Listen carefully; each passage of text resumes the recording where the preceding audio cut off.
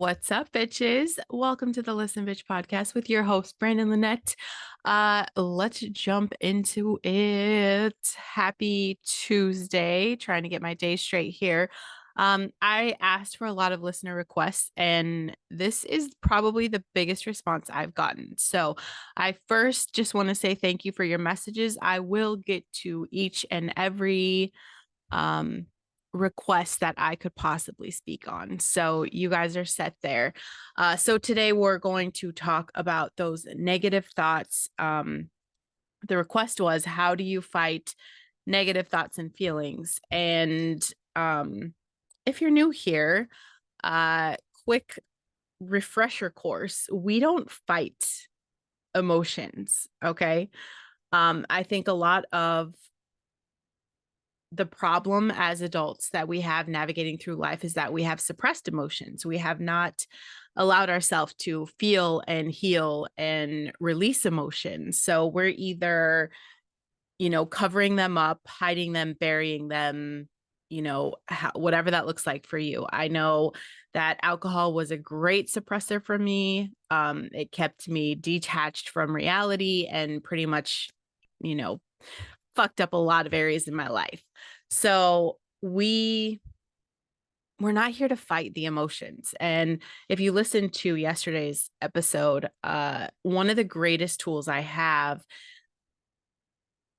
in experiencing my emotions is microdosing psilocybin. It allows me to be present in the moment with whatever it is I'm feeling. And it allows me the space to be able to see this and not be reactive, but give me time to process the emotion, to process my reaction, to process even just my perspective. Um, but negative thoughts, we're talking about the idea that you replay in your head that makes you feel bad. Okay. These thoughts are causing you stress. They're causing you anxiety. They're causing you anger. They're causing you sadness. You've got frustration, worry, guilt, embarrassment, blame, resentment, jealousy. And the biggest one, and I think this is the one that keeps everyone paralyzed, is fear. So what happens is if you're thinking, I'm not smart enough, I'm not good enough, I'm not pretty enough, it's a negative thought because you've made yourself believe something about yourself that isn't true. And you're going to feel bad because what we have done is we have taught our brains to take these negative thoughts and we've turned them into a belief. So what happens is we have millions of thoughts a day. We don't even know the thoughts that we're having 90% of the time. But if you have created this negative dialogue within yourself, and let's be real here, we've all done it. Okay. We're our own worst enemies. We're the ones always talking shit to ourselves. I mean, I struggle with this every single day. Okay. We're definitely our own worst enemy. So, how do you actually deal with these negative thoughts? The first thing is that you start to become aware. Okay. So, that's trying to be conscious in your mind to stay present and just acknowledge that you're having the negative thoughts and then you let it go. So our thoughts are like these, things that are just floating by. If you just picture them as clouds, they're just floating by. They're something you can see. They're not necessarily something you have to grab and pull into your reality. And unfortunately, that is still what we're doing. So we take this negative thought and we run with it. And then all of a sudden, our emotions are out of control. We're spinning out of control. Okay. When the truth is, negative thoughts are not facts, they're just thoughts. And thoughts don't exist outside of our minds. When we can accept them just as thoughts, we're telling ourselves that they're not real and we don't have to act on them. This is the first step in how you can stop obsessing over it. So, this isn't about fighting it, it's about learning to choose the thoughts. And what happens is I went through that toxic culture of thoughts become things, thoughts become things. So, when I had a bad thought, I would spiral out of control 100 times worse because I'm like, I just had a bad thought. Now it's going to be real. And what happens is that energy and emotion from telling myself that was going to be real would bring it into my reality. It would bring it into the focus, and what you are thinking about, you're going to bring about. So if you're constantly thinking my thoughts become things and every bad thought that I have is going to come true, you're kind of asking for that. So if we can just see them as just thoughts and not necessarily our reality, we can get a handle on this. So it's about taking time to make the mental shift. The first step towards changing any behavior that we have is actually becoming aware of it. So let's say that you have negative thoughts about food. So I want you to start noticing if you're having a negative thought before you eat something. Um, this way you've become aware of this, and you could start working out ways to change your thinking. And once you start noticing something, you don't unnotice it. So it's like every time you eat, you're going to start noticing the thoughts that you're having. So you change the way you're thinking. That way you're not tempted to, binge eat that unhealthy shit. And you can apply the same process to anything, like maybe thinking that you're not competent, or that you're never going to have a great relationship, or that success constantly eludes you. um I want you to learn to understand your emotions, okay? And that's emotions are the same thing like thoughts, is that they are something that we can choose to participate with, okay? We give our emotions their space, we give them their 5 minutes of fame. That's all they want, okay? You've got to recognize what your emotions are. This is the best way to understand what you feel. And once you know what the emotions feel like, this is how you start identifying. Okay. And this helps us recognize that when our emotions are present in ourselves and not necessarily other people. This is how we learn to coexist with our feelings rather than letting them control us, letting them become us. Emotions don't just happen. They literally originate from your thoughts, your beliefs, your memories, your experiences. If you want to change your emotional state, you start by changing any of those things. Okay. So let's say you're feeling super pissed off, you're angry, you're frustrated. Try to remember why you felt that way. It's because someone hurt you. We've got to learn to forgive. And I, I'm all about forgiving people even when they're not sorry, because you're drinking the poison. You're making yourself sick, okay? If you're angry and pissed off just because you didn't get what you wanted, you tried to control a narrative, that's where we take responsibility. We let it go and we move the fuck on. You are not going to be able to control and micromanage everything in your life. And when you can't get outside of yourself, that's exactly what the fuck you're doing. I mean, do something with your life. Get a hobby, okay? Get a hobby to get outside of yourself, literally. Find something creative to do with your time so you're not just sitting in your thoughts all day long, okay? Give yourself a chance to uncover negative thoughts. A good step towards overcoming those negative emotions, to get outside of those negative emotions, is understanding the source, okay? Once you know where these are coming from, you can choose the different responses to fall back on. Okay. And I understand that this is going to seem really daunting at first, but you're going to be able to develop habits and new behaviors that are going to help you overcome the issues. You have to want to be different. You have to want this change. And it's not a magic switch unless you're microdosing. I feel like that's definitely a magic switch. This takes practice. So it's about giving yourself grace to understand that you need a lot of room to be flexible in this space. That means if you do spiral, you do get pissed off, you do blow up, you don't beat yourself up. You say, okay, I'm aware that I fucked up. Now what can I do? And then you just learn to repair the damage as you go with a lot of grace. Okay. It's really important, I feel like, that you are letting go of judgment.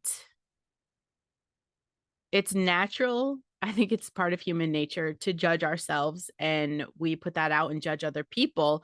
The problem occurs though when we are constantly comparing ourselves to other people. Social media, it's going to cause us to compare ourselves to unrealistic versions of other people. These are all negative consequences of judgments. Instead of comparing yourself to other people, I want you to really focus on the good things about yourself, the good things about your life. Work to let go of those judgmental thoughts.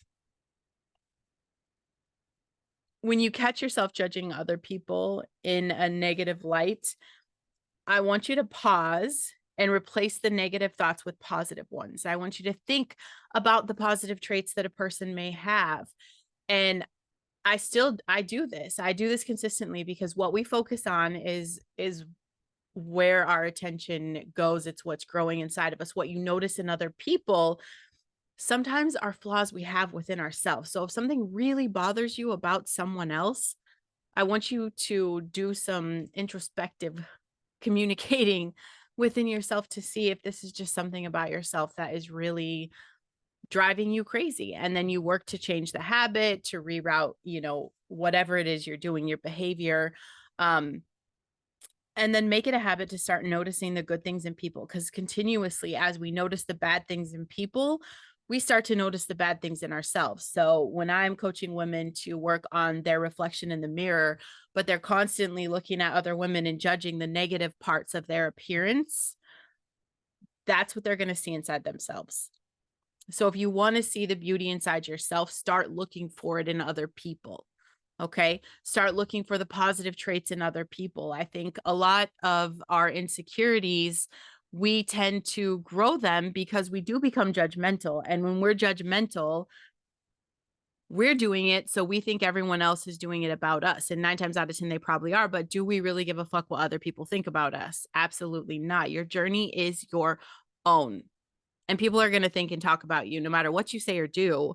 And it's not always going to be something you're happy about. So the more we can learn to stop comparing ourselves, the more we can focus on the good things in ourselves and in our lives, the easier it is to be less judgmental. Consistently challenge yourself to look for positive things in other people today. And that I'm going to be honest, no matter how much you work on changing your internal dialogue, negative thoughts are going to naturally occur. Okay. It happens. We may judge people or think about the past or future in a negative light, and that's okay. We all do that. What's important is how you're responding. So we're not going to be reactive. Okay. We're not going to let these thoughts linger because that's going to ruin our mood. And then a lot of people don't have the awareness to get outside of that state. So they're just in a constant bad mood. Like their day blew up. So all of a sudden they're weak as shit. The month is shit. A year's gone by and you're just pissed off all the time. If you choose to label the emotion, label the feeling, and work on consciously being aware of the thoughts that you're having, that's where we can learn to let them go. That's where we can work on the positive thinking. Our emotional state ends up becoming more positive. If you are constantly thinking that you have, this growth to do, that you're not healthy, heal, and whole, you're always going to be looking for something outside of yourself. And I think one of the, on top of microdosing psilocybin, absolutely handing my life to Christ made all of this a lot easier. I'm not taking matters in my own hands. It's easy, I think, to be able to have a resource to be able to just hand my issues to God, the things that I can't handle. You have to find something outside of yourself. That bigger belief for me is it's my life vest. That is how, when I'm flailing in the ocean, I know I'm going to survive because I believe in that something bigger than myself. I can get outside of my tiny little issues, and stop constantly thinking that I'm broken. That's the space where I've learned that I am whole, even in my mistakes, even in my negative emotions, even in sometimes my terrible reactions. I still have a safe space to come to where I can feel, whole, and I don't need all the work. That was a really toxic thought for me, is that I had to fix something in me that was broken because I was constantly thinking negative. And when you're thinking negative, you attract everything that's negative. So you think you're broken, like something's wrong with you because this doesn't happen to everybody. How come so and so? And then we get into that, we get pulled into that rut of just comparing ourselves. I want you guys just to shut everything out. I know I continuously tell you to challenge yourself, to get off social media, stop comparing yourself. Your challenge today really is to start seeing the positive in other people. Okay.